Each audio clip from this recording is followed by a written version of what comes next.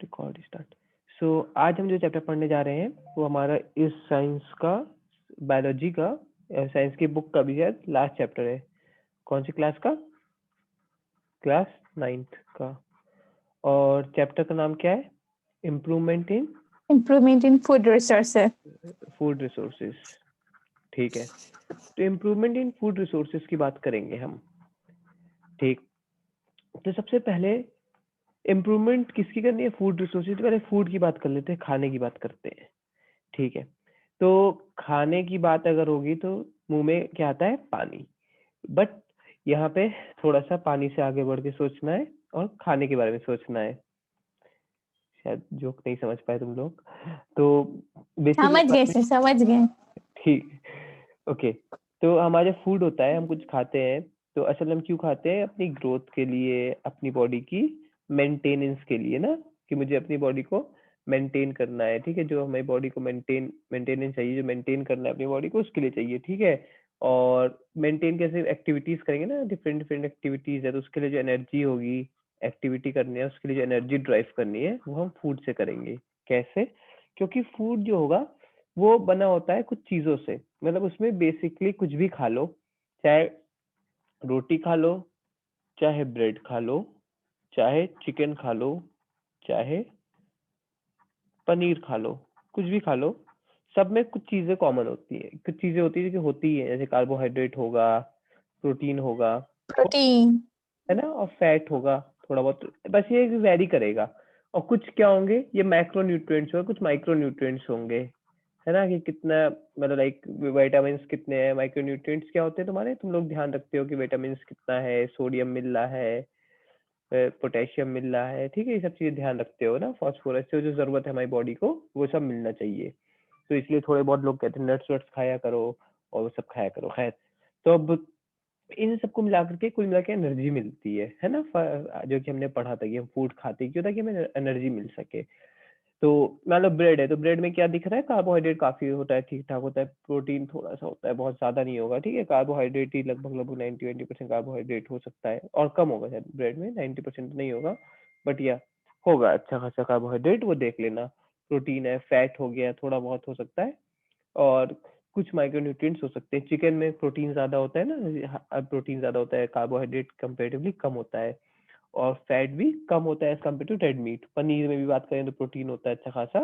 तो ये इस तरह से डिफरेंट डिफरेंट टाइप के फूड्स होते हैं, और जो कि हम खा लेते हैं। खाने के बाद क्या होता है? जो फूड होता है वो कहाँ जाता है? आपके स्टमक में, और स्टमक में जाकर के वो ब्रेक डाउन हो जाता है ना।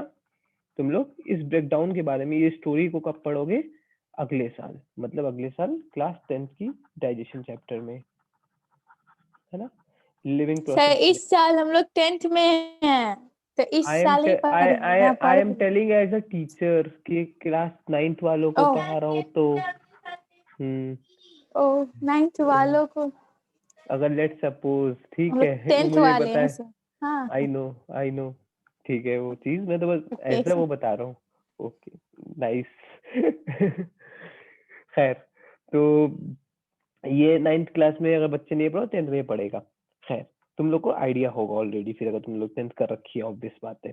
तो अब मैं फ्लो तोड़वा दिया तुम लोग ने, चलो ठीक है, वापस से आते फ्लो पे। अब ये फूड है, ये फूड कहाँ से मिल रहा था? मैंने कुछ कुछ नाम लिखाए थे ना। कुछ ऐसी चीजें थी जो कि हमको प्लांट से मिल रही थी, और कुछ ऐसी चीजें थी जो हमको एनिमल से मिल रही थी ना। ओके, जो प्लांट से मिलती है जनरली वो एग्रीकल्चर बेस्ड प्रोडक्ट होते हैं जनरली, सब नहीं, ठीक है। कुछ तुम बागों से भी ले लेते हो, और लाइक कई बार तुम ऐसे जंगलों से बेर खा निकाल के खा लो। ठीक है, फिर कॉक से एग्रीकल्चर नहीं कर रहे हैं, agriculture is a practice of like growing a food in a specific manner. ठीक है, एग्रीकल्चर का जो विकास है, एग्रीकल्चर की जो discovery is one of the greatest discovery of the humanity. ये बात तो मानते ही होंगे।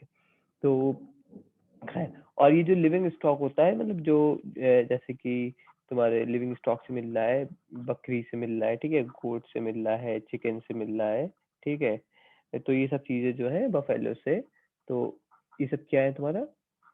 तो आपका ये सब आपके एनिमल से आपको फूड मिलता है। अच्छा, फूड दो, इसमें दो होता है, या तो आपको, या तो आप मीट खाएंगे इसका, या फिर हम इसका मिल्क, जनरली डेयरी प्रोडक्ट जिसे कहते हैं मिल्क, या फिर डेयरी प्रोडक्ट बोल दो, ठीक है, डेयरी प्रोडक्ट्स। डेयरी प्रोडक्ट में क्या क्या ले लेते हो, मिल्क लेते हो ना, या फिर उससे कर्ड कर्ड बना लो, मिल्क बना लो, योगर्ट बना लो, ठीक है, योगर्ट बना लो, ठीक है। या फिर एक और चीज होती है एग, एग्स खाते हैं, लेकिन एग कौन, चिकन का ही खा सकते हो। क्या बकरी का अंडा खाया है? ओके, बहुत ही बेकार जोक था, मुझे भी हंसी नहीं आई। तो सर बकरी को अंडा कहाँ से देते हैं, वो अभी पारस नहीं, विवाह पारस होता है।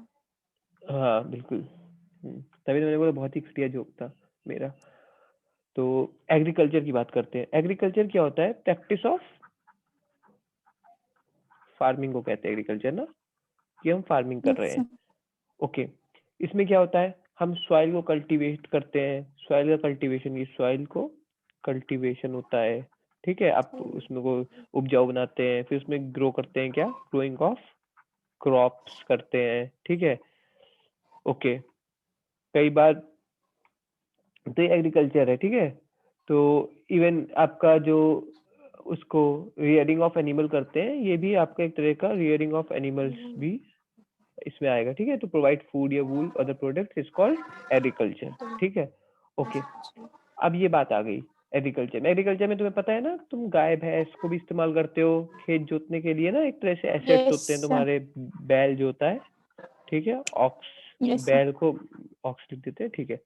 तो खैर, तो एग्रीकल्चर के बारे में बहुत ज्यादा नहीं जानना, बट ये जानना है हमको, एग्रीकल्चर हमको बहुत इंपॉर्टेंट है लाइफ में एग्रीकल्चर का, और इसको बढ़ाना पड़ेगा एग्रीकल्चर को। क्यों? क्योंकि तुमने देखा क्या हो रहा है, बढ़ रही है, पॉपुलेशन इंक्रीजिंग है, और कॉजेस क्या है, अर्बनाइजेशन हो रहा है ना, शहरीकरण जिसे कहते हैं, अर्बनाइजेशन हो रहा है, जिसकी वजह से रूरल एरिया से लोग अर्बन में की तरफ आ रहे हैं और घर वर बना रहे हैं, ठीक है। जो इंडस्ट्रियलाइजेशन हो रहा है, इसकी वजह से एग्रीकल्चर लैंड को लॉस हो रहा है, ठीक है। तो इस वजह से आपको एग्रीकल्चर में लैंड तो कम होती जा रही है, बट आपको प्रोडक्शन इंक्रीज करना है। लैंड कम और प्रोडक्शन इंक्रीज, मतलब दुगनी मार है, ठीक है। लैंड कम भी हो रही है और प्रोडक्शन इंक्रीज भी करना है, तो ऐसा कैसे कर सकते हैं, इसके लिए हमको कुछ बहुत आधुनिक तकनीकों का इस्तेमाल करना पड़ेगा। और ये आधुनिक तकनीक, ये मॉडर्न टेक्नोलॉजीज कौन कौन सी हो सकती है, ये हमें पता है कि हम आजकल अलग अलग टेक्नोलॉजीज का इस्तेमाल कर रहे हैं। जैसे कि one of the technology that you know is, हम क्या करते हैं, हम लेके आए, मतलब एक केमिकल्स का इस्तेमाल किया, हमने एज ए टेक्नोलॉजी इस्तेमाल किया था इसको, केमिकल्स को, फर्टिलाइजर्स को। बाद में हमको खैर नुकसान हुआ, तो हमने उसको लाइक उपज बढ़ाने के लिए इस्तेमाल किया था। बट अब हम लोग वापस से बैक टू ऑर्गेनिक फार्मिंग की तरफ जा रहे हैं, कि कुछ अब हम सस्टेनेबल तरीकों का इस्तेमाल करें। But we tried green revolution की बात करूंगा मैं, कि हमने ग्रीन रेवोल्यूशन में क्या इस्तेमाल किया था। ग्रीन रेवोल्यूशन क्या है, इट इज वेरी इंपॉर्टेंट हमारे देश के लिए, ठीक है। तो और थर्ड जो इंडस्ट्री, जो हमारी बहुत इंपॉर्टेंट इंडस्ट्री है, बायोटेक इंडस्ट्री। बायोटेक्नोलॉजी ने भी काफी तरीके से एग्रीकल्चर की प्रोडक्शन को बढ़ाया है, या उसको सस्टेन करने में हेल्प करी है। अभी कैसे करी है, थोड़ा थोड़ा समझ लेते हैं। पहले बायोटेक की बात करता हूँ, उल्टा चलता हूँ, ठीक है। तो बायोटेक की बात करते हैं, तो बायोटेक में क्या सीन है, कि हमको पता है बायोटेक्नोलॉजी क्या होती है, जिसमें हम बायो, नाम ही बता रहा है, बायो प्लस टेक्नोलॉजी, ठीक है। मतलब तुम बायो में टेक्नोलॉजी का इस्तेमाल कर रहे हो। कौन सी टेक्नोलॉजी यूज करते हैं हम लोग, इसमें हम यूज करते हैं जेनेटिक इंजीनियरिंग। क्या होता है जेनेटिक इंजीनियरिंग, ये क्या चीज होती है सर? हाँ, तुम्हें पता है, हर कोई भी ऑर्गेनिज्म है, कोई भी लिविंग ऑर्गेनिज्म है, कोई भी लिविंग ऑर्गेनिज्म है, तो उस लिविंग ऑर्गेनिज्म किसका बना होगा, वो सेल का बना होगा। अगर वो सेल का बना है और उसके उसके अंदर न्यूक्लियस है, और न्यूक्लियस के अंदर क्या होगा, उसके जेनेटिक मटेरियल होगा, बताया था तुम लोग, डीएनए होगा ना, या फिर आरएनए होगा, जनरली डीएनए होगा, ठीक है। अब इस डीएनए को हम अल्टर कर दे, क्योंकि डीएनए क्या करता है, तुमको बताया क्या, कि बच्चों डीएनए से आरएनए बनता है, और आरएनए से क्या बनता है, प्रोटीन, है ना। एक पर्टिकुलर प्रोटीन बनता है, जो कि एक पर्टिकुलर फंक्शन करता है। लेट सपोज कि तुम्हारा एक प्लांट है, वो प्लांट मीठा है। क्यों मीठा है? क्योंकि वो एक मिठास वाला प्रोटीन बनाता है ना। मान लो कि तुम्हारे कुछ, मान लेते हैं कि तुम्हारा कोई भी है, मान लो एक टोमेटो है, वो टोमेटो काफी मीठा होता है, तो इसका मतलब उसके टोमेटो के अंदर कोई ऐसा एलिमेंट होगा, कोई ऐसा एलिमेंट ना बोलूं, कोई ऐसा कंपाउंड होगा जो कि मिठास देता होगा उसको ना, वो मिठास। की आवाज हाँ, नहीं आ रही। ओके, अब आई, हाँ, आ गई।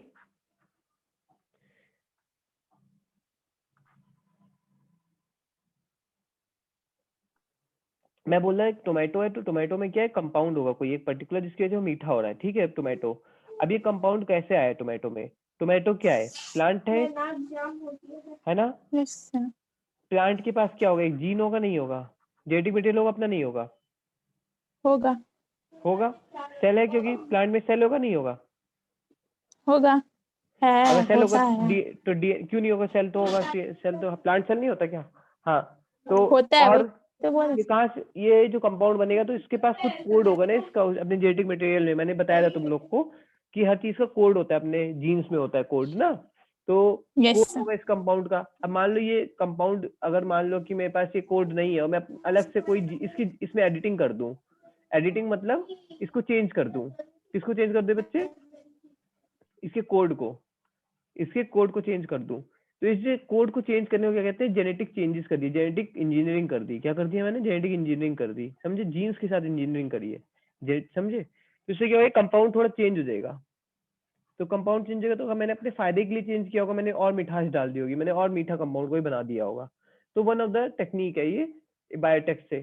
तो हम ये सब काम कर सकते हैं, लाइक हम उसकी किसी की न्यूट्रिशनल वैल्यू बढ़ा सकते हैं, ठीक है, न्यूट्रिशनल वैल्यू बढ़ा सकते हैं ऐसे जेनेटिक इंजीनियरिंग का इस्तेमाल करके।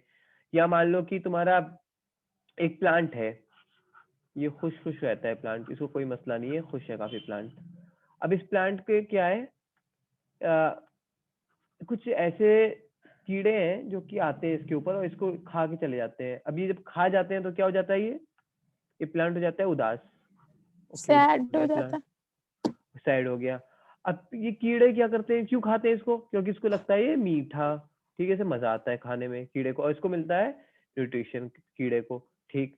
अब मैं क्या करता हूँ, मैं कहता हूँ चल बेटा, अभी बताता हूँ कीड़े को मैं क्या करूँ, इसमें कुछ चेंजेस कर दूं, या तो मैं इसकी मिठास हटा दूं, या मैं कुछ ऐसा कंपाउंड डाल दूं, जैसे कि मैंने कोई कंपाउंड डाल दिया, ठीक है, कंपाउंड ऐसे डाल दिया जिसकी वजह से क्या हो, अब इसके अंदर ये प्लांट खुद से वो कंपाउंड बनाने लग जाए अपने अंदर, ठीक है। वो क्या है, टॉक्सिक है, वो टॉक्सिक कंपाउंड डाल दिया। टॉक्सिक मतलब अब ये, अगर ये कीड़ा खाएगा इसको तो बेटा ये मर जाएगा, डाई हो जाएगा। तो इससे क्या होगा, ये प्लांट को कीड़ा नहीं खाएगा, प्लांट को कीड़ा नहीं खाएगा तो हमारा प्लांट बचा रहेगा। हम एक तरह से अपने प्लांट की प्रोडक्शन को इंक्रीज कर लेंगे ना। तो ये क्या किया हमने, एक इंसेक्ट रेजिस्टेंट प्लांट बना दिया। कैसे? Bye genetic engineering. ओके, बहुत डिटेल में नहीं जाना, आगे पढ़ोगे तुम लोग डिटेल में, लेकिन थोड़ा सा आइडिया रखना पड़ेगा क्योंकि एंट्रेंस में तुमसे पूछेगा कि क्या जेनेटिक इंजीनियरिंग का इस्तेमाल करके इंसेक्ट रेजिस्टेंट प्लांट बना सकते हैं। हाँ, सम एक बीटी का नाम सुना होगा तुमने, बीटी कॉटन, बीटी, ऐसे सुनना, कभी भी ऐसा आ जाए बीटी तो लिख देना कि हाँ ये सब ये जो है ये जेनेटिक इंजीनियरिंग के द्वारा बनाए गए प्लांट्स हैं, ठीक है, जिसको हमने रेजिस्टेंट बनाया है। ओके ओके, बैसिलस थुरिंजियासिस नाम होता है बीटी से। खैर वो तुमसे नहीं पूछेगा बैसिलस थुरिंजियासिस, बट अगर पूछ ले तो बीटी का मतलब होता है वो बैक्टीरिया का, बैसिलस बैक्टीरिया का नाम है, ठीक है, बैसिलस थुरिंजियासिस।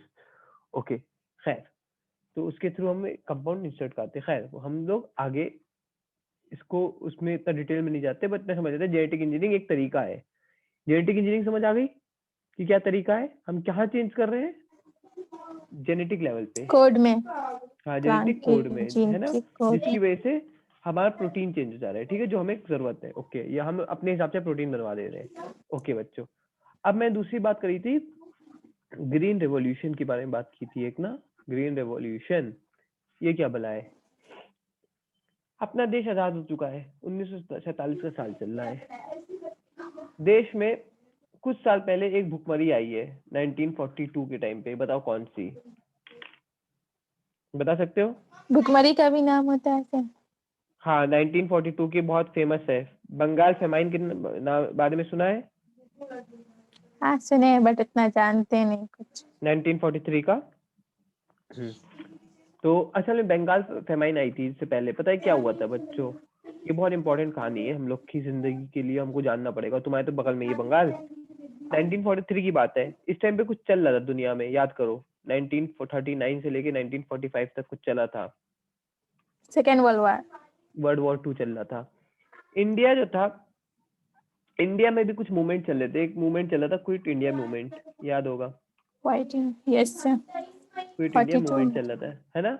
1942 में 1942 में वो सत्याग्रह भी कर रहे थे लोग, अपना अपना सत्याग्रह जो था वो भी कर रहे थे ना, गांधी जी भी कर रहे थे, कई लोग, ठीक है।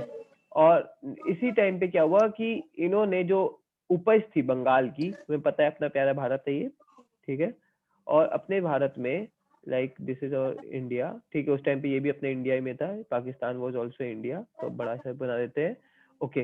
तो यहाँ पे अच्छा, यहाँ पे ईस्ट इंडिया कंपनी जो थी, और पता है तुमको इधर भी स्टेब्लिश थी, अब तो पूरे देश में फैली चुकी थी। ईस्ट इंडिया कंपनी ने क्या किया, जो अपना उपज है, अपनी जो प्रोडक्शन है, वो कहाँ पे भेज दी, अपने सैनिकों को, अपनी मिलिट्री को भेज दी, ठीक है, अपनी मिलिट्री को यहाँ की उपज भेज दी, मतलब यहाँ की जो हमारी फूड थे, तो उससे क्या हुआ, जो यहाँ की लोकल पॉपुलेशन थी उसको फूड की क्या हो गई, शॉर्टेज, ठीक है। हेलो, आवाज आ रही है? सो फूड की शॉर्टेज हो गई। इस फूड की शॉर्टेज ने क्या किया, बहुत सारे लोग को की डेथ का कारण बना, ठीक है, डेथ का कारण बना, कितने लोगों की डेथ का कारण बना, अच्छा गेस कर सकते हो बच्चों? मिलियन। 20 से 30 लाख। वही तो गया 2 to 3 मिलियन। हाँ, है ना, बिकॉज ऑफ स्टारवेशन, ठीक है, स्टारवेशन से, भूखमरी से मर गए, ठीक है, ओके। मेल न्यूट्रिशन हो गया, स्टारवेशन हो गया, इसकी वजह से बेचारे मरे लोग। खैर, अब ये तो हो गया, तो अपना कहीं ना कहीं देश के पास जो अब वो था, एक बुरे दौर से गुजर चुका था। अब देश 1947 में आजाद हो जाता है, ठीक है, इंडिपेंडेंट हो जाता है। अब इंडिपेंडेंट इंडिया का क्या केस है कि इंडिपेंडेंट इंडिया के पास अभी तो मतलब लाइक इंडिया हल्के हल्के अपनी प्रोडक्शन बढ़ाने की कोशिश कर रहा था, लेकिन एक टाइम तक ऐसा आता है, 1964 की बात है, 1964 1960s में खासकर से स्टार्टिंग हो गई, इंडिया में फूड की काफी ज्यादा हाई शॉर्टेज हो गई, फूड शॉर्टेज हो चुकी थी, ठीक है। इस टाइम पे कौन प्राइम मिनिस्टर थे हमारे? जवाहरलाल नेहरू, यस। और 1964 में तुमको पता है जवाहरलाल नेहरू की डेथ हो जाती है, कब होती है, किसी को डेट याद है? 27 मई, है ना, ओके। तो अब जवाहरलाल नेहरू की डेथ हो गई, इसके बाद एक नए जो हमारे प्राइम मिनिस्टर बनते हैं, वो कौन बनते हैं, किसी को नाम याद है?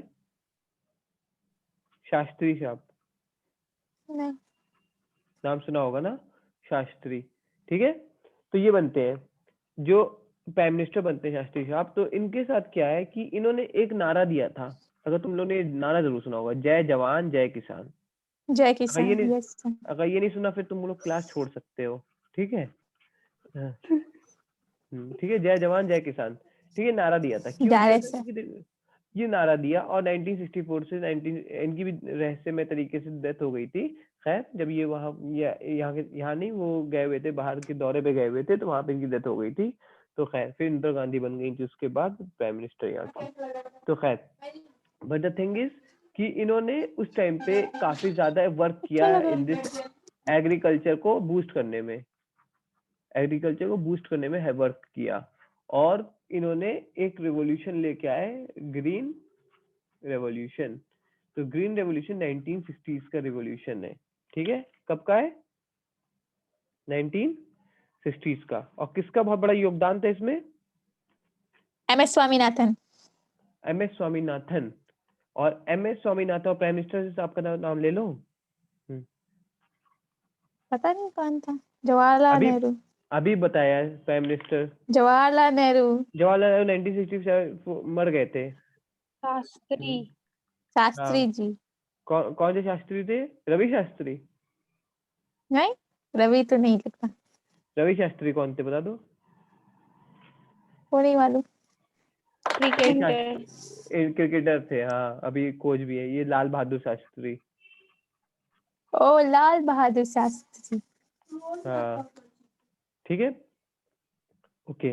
ज्यादा ज्यादा दिन नहीं रहते ऑफिस में, 1964 से 1966 में ही डेथ हो गई थी इनकी। तो खैर, तो जनाब ने खैर काफी ज्यादा वर्क किया इन्होंने इसके ग्रीन रेवोल्यूशन में, ओके। और हम ग्रीन रेवोल्यूशन लाने के बाद हम अपनी प्रोडक्शन बढ़ा सके, ठीक है। कितनी बढ़ा सके, काफी ज्यादा बढ़ा ली थी हमने।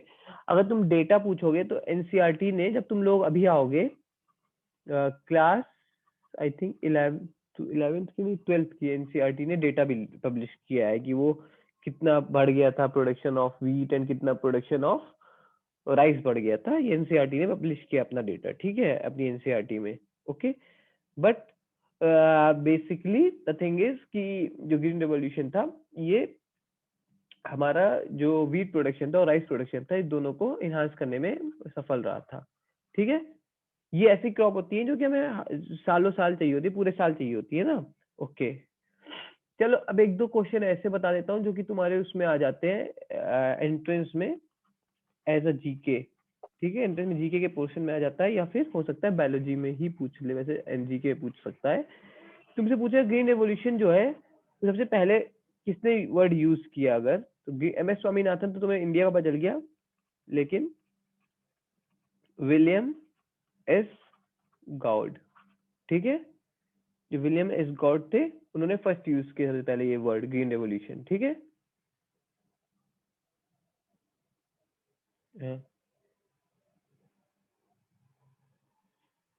ओके।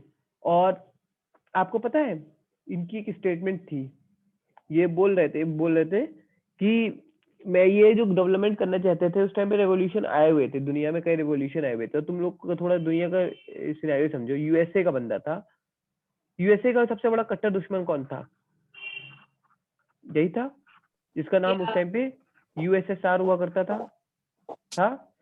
या सोवियत यूनियन कहलाता था ना, सोवियत। इनका रेड रेवोल्यूशन था। Yes sir. इनका रेवोल्यूशन रेड रेवोल्यूशन था। कौन सा रेड रेवोल्यूशन था? Violent revolution. मतलब वो लोग खुद बोलते थे वायलेंट रेवोल्यूशन, लाइक अमेरिका इनको वायलेंट रेवोल्यूशन बोलते थे। रेड आर्मी थी ना वो लोग, लाइक स्टालिन की, नाम सुना होगा इस बंदे का, स्टालिन की आर्मी, मर गया था 1953 में से। खैर, तो स्टालिन की आपको इतना याद कैसे रहता है सर? कोई बात नहीं, वो याद रखना पड़ता है। तो खैर आप लोग को भी हल्की हल्की चीजें कनेक्ट करनी आ जाएंगी। जो जो कहानी बताते हो कहानी सुनते रहा करो, और वो तुम्हारे जीके में काम आएगा, ठीक है। बाकी बायोलॉजी तो कंप्लीट हो जाएगी, भूल जाते हैं। कोई बात नहीं, इसीलिए लेक्चर रिकॉर्डेड है, 2 बार देख लेना, 3 बार देख सकते हो, ठीक है।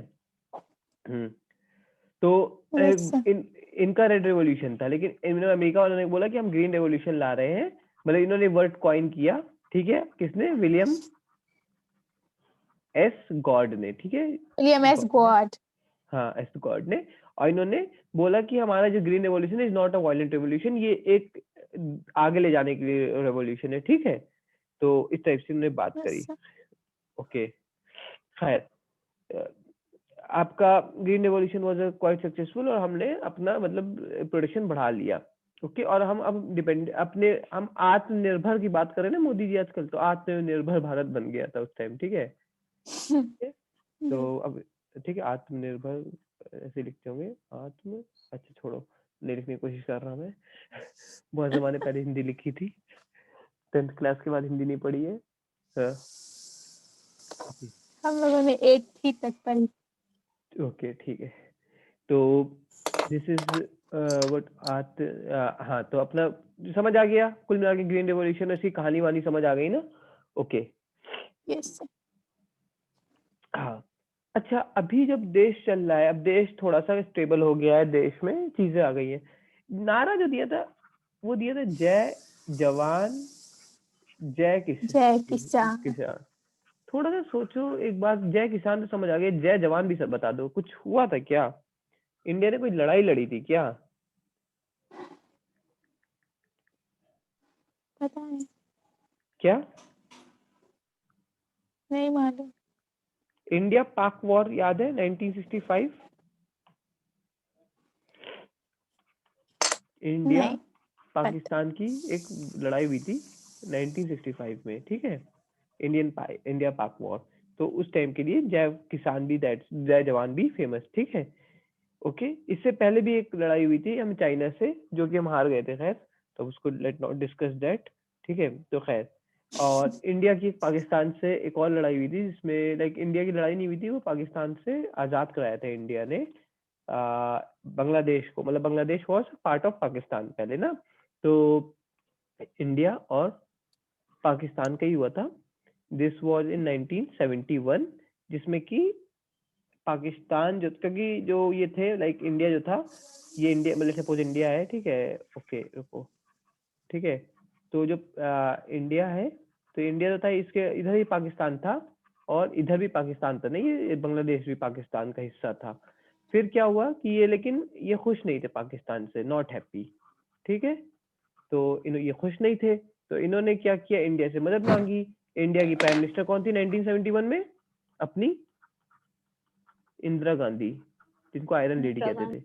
इंदिरा गांधी ने हेल्प कर दी, और हालांकि पाकिस्तान के साथ उस टाइम पे यूएसए साथ दे रहा था, बट डेयरिंग थी बंदी, उसने कहा जो करना है कर लो, जिसे आंख दिखानी दिखा लो, हम तो इधर वाले पाकिस्तान को आजाद कराएंगे। आजाद करा के एक नया देश बनवाया, बांग्लादेश, ठीक है। Bangladesh. Sheikh Mujibur Rahman was the person जो कि इसके पीछे थे, मुजीबुर रहमान, जो कि बांग्लादेश के मतलब लाइक ये फादर ऑफ नेशन मानो इनको, शेख मुजीबुर रहमान को, जैसे हमारे महात्मा गांधी है, ठीक है। शेख हसीना का नाम जानते हो, जो इनकी प्राइम मिनिस्टर है, नहीं। इनकी बांग्लादेश की, इन्हीं की बेटी है, यस। ठीक है, ओके। अच्छा, एक क्वेश्चन और तुम लोग से, बांग्लादेश पे क्वेश्चन आ गया है, तो why, my question is why West Bengal is West Bengal, ठीक है, वेस्ट बंगाल इज वेस्ट बंगाल व्हाइल, हालांकि इट इज इन ईस्ट, कि तो ईस्ट में है। अगर इंडिया का नक्शा देखें यस तो ये क्या है, ये वेस्ट है, ये ईस्ट है, तो वेस्ट बंगाल को वेस्ट बंगाल क्यों कहते हैं, ईस्ट बंगाल क्यों नहीं है? बांग्लादेश का पार्ट रहा होगा पहले। एग्जैक्टली, बांग्लादेश का पार्ट था, this was a complete Bengal, इसका विभाजन हुआ था 1905, लॉर्ड कर्जन, ठीक है। तो इसके बाद इसको जो इधर वाला पार्ट था उसको वेस्ट कह दिया, इधर वाला east Bengal, east Bengal later convert into Pakistan and then convert into Bangladesh now, ठीक है, okay.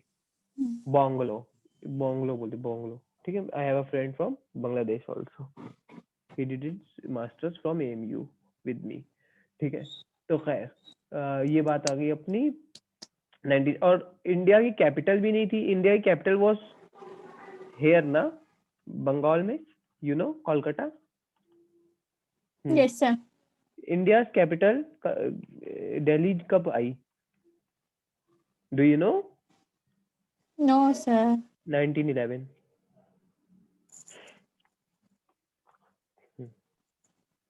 Okay yes sir. Okay. खैर आगे चलते हैं, ये सब जीके के हैं तुम्हारे लिए सवाल, मैं इसीलिए चीजों को वहां लेके जाता हूँ, क्योंकि एंट्रेंस की तैयारी है, 20 मार्क्स की एक्स्ट्रा तैयारी कर रहा हूँ फ्री में। Yes sir. हाँ, ओके। अब बात आती है हमारी इसकी, अब आपके कुछ चीजें बताइए फूड के बारे में। बताया कि फूड में 3 चीजें होती है, कार्बोहाइड्रेट होता था, फूड में फैट होता था, फूड में प्रोटीन होता था, प्रोटीन। ठीक है। अब जो फूड में ये होता है आपका कार्बोहाइड्रेट, कार्बोहाइड्रेट के कुछ रिसोर्सेज बता दो बच्चों, तो तुम लोग को पता होगा। सुबह सुबह कई बार कहते हैं कॉर्न खा लो, कई कहते हैं राइस खा लो, सीरियल्स खा लो, ये सब काफी ज्यादा स्टार्च रिच होते हैं, ठीक है। वेजिटेबल्स में भी होता है अच्छा खासा, ठीक है। Carbohydrate is a good thing, okay. And fat भी जरूरी होता है, ऐसा नहीं फैट नहीं खानी होती, बटर में फैट होता है, क्रीम में, चीज में, घी है ना, में। घी में, सब में फैट होता है। इसमें प्रोटीन के सोर्सेस फिश हो गया, चिकन हो गया, पल्सेस हो गए, वीट में थोड़ा सा होता है, बहुत ज्यादा नहीं है wheat, high meat. Meat sir. Meat, हाँ मीट, वीट में नहीं लिख लेते, मीट में लिख लेते, मीट में अच्छा खासा होता है, ठीक है। चिकन में मीट दिया, खैर, और सोयाबीन, ठीक है, ये सब में होता है, ओके। एग, एग के कौन से पार्ट में होता है, ये वाले पार्ट में नहीं, रेड वाले इसमें नहीं, येलो में, यॉक में नहीं, यॉक में होता नहीं, यॉक में नहीं होता वाइट वाला एल्ब्यूमिन। पार्ट, हाँ वाइट पार्ट, एल्ब्यूमिन। एल्ब्यूमिन है क्या, एल्ब्यूमिन किस चीज का नाम है बच्चों? एल्ब्यूमिन इज अ वाइट वाले प्रोटीन पार्ट का। Is a protein name, protein का नाम है, ठीक है। Albumin is a protein name, तो ऑब्वियसली प्रोटीन ही होगा फिर वो, है ना। तो ये प्रोटीन होता है। तुम अगर जिम जाओगे तो लोग 4 से 6 अंडे खाते हैं जब जिम से आने के बाद, तो ये नहीं खाते, ठीक है, इसको हटा देते हैं। यॉक, ये एक खाते हैं, क्यों? हाँ यॉक, सिर्फ प्रोटीन लेते हैं क्यों, यॉक डाइजेशन के कुछ चक्कर, खराबी क्योंकि करता है क्या? डाइजेशन करना मुश्किल होता है ना एज कम्पेयर कहते टू। हैं यॉक ज्यादा बेनिफिशियल होता है।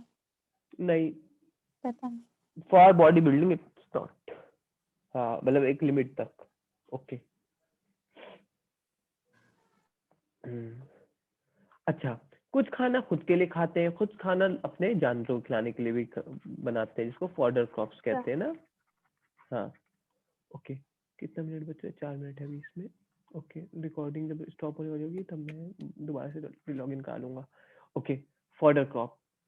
मैं थोड़ा सा फास्ट चल रहा हूँ, लेकिन तुम लोग वापस से रिवाइंड पे देख लेना इसको, ठीक है। मैं बहुत ज्यादा स्लो नहीं चल रहा हूँ, मैं तुम लोग को ज्यादा इन्फॉर्मेशन देने की कोशिश कर रहा हूँ। और समझ आ रहा है ना? Yes sir. कहीं भी समझ ना आए, कोई चीज ऊपर से जाए तो बता देना, ठीक है। हाँ, फॉडर क्रॉप जो है वो क्या होता है, जैसे कि अच्छा अब ये फॉडर क्रॉप में एनसीईआरटी ओट्स को लिख देती है। अब ओट्स तो हम खुद भी खाते हैं, है ना। Okay, yes sir. लेकिन फॉडर क्रॉप, ठीक है, सुदन ग्रास, ठीक है, खैर वो सब चीजें तुमको पता होगा, फॉडर क्रॉप। अच्छा, अब जो हमें हमारा दिमाग खराब करता है वो करता है ये खरीफ एंड रबी। मतलब इसका क्वेश्चन बच्चों गलत हो जाता है। हालांकि जिसका बैकग्राउंड एग्रीकल्चर से है उसका तो फिर भी नहीं होगा गलत, लेकिन जो एकदम अर्बन एरियाज में रहते हैं बच्चे उनका गलत हो जाता है क्वेश्चन भाई, क्योंकि आइडिया तो होता नहीं है कब किसकी खेती होती है, कब किसका क्या होता है, ठीक है। तो खरीफ देखो, का समर में। हाँ, खरीफ को जो ग्रो करते हैं उसको ग्रोन, समर में। हाँ समर में ग्रोन करते हैं, जून में ना, जून से यस सर। अक्टूबर में। ओके, खरीफ अक्टूबर क्रॉप में इसका हार्वेस्टिंग हो अक्टूबर में जाता है। हाँ। और जो रबी क्रॉप होती है उसको कब करते हैं? विंटर अक्टूबर में। टू नवंबर में ग्रो होता है, दिसंबर हाँ, में और ग्रो मार्च होता में है, इसकी हार्वेस्टिंग होती है। हार्वेस्टिंग हो अभी जाती है। अभी अभी कौन सी क्रॉप चल रही है? रबी क्रॉप चल रही है ना।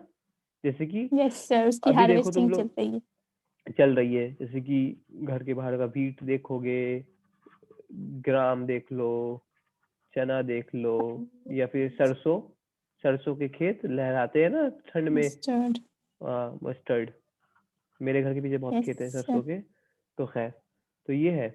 और खरीफ क्रॉप का कुछ कुछ बता दो, जैसे कि राइस, पैडी, राइस, मेज, मेज हो गया, पैडी हो गया ना, सोयाबीन हो गया, कॉटन। कॉटन हो गया, है ना, ठीक है। यस। हाँ, ब्लैक ग्राम, वो ग्राम है ब्लैक ग्राम, ठीक है। यस खैर सर। उतना नहीं पूछेगा, पिजन पी ये सब नहीं पूछ सकता है, लेकिन ज्वार ठीक है, बाजरा सब आता है। ठीक है। तो तुम लोग को ये पता चल गया खरीफ क्रॉप और इसमें डिफरेंस, ठीक। नेक्स्ट इज हम क्रॉप वैरायटी इंप्रूवमेंट के लिए हाइब्रिडाइजेशन टेक्निक्स क्या होती है वो बताता हूँ, ठीक है। री लॉग इन करो, और बाकी जो लोग यूट्यूब पे देखना चाहें वो लोग नेक्स्ट वीडियो में देखें। Yes sir.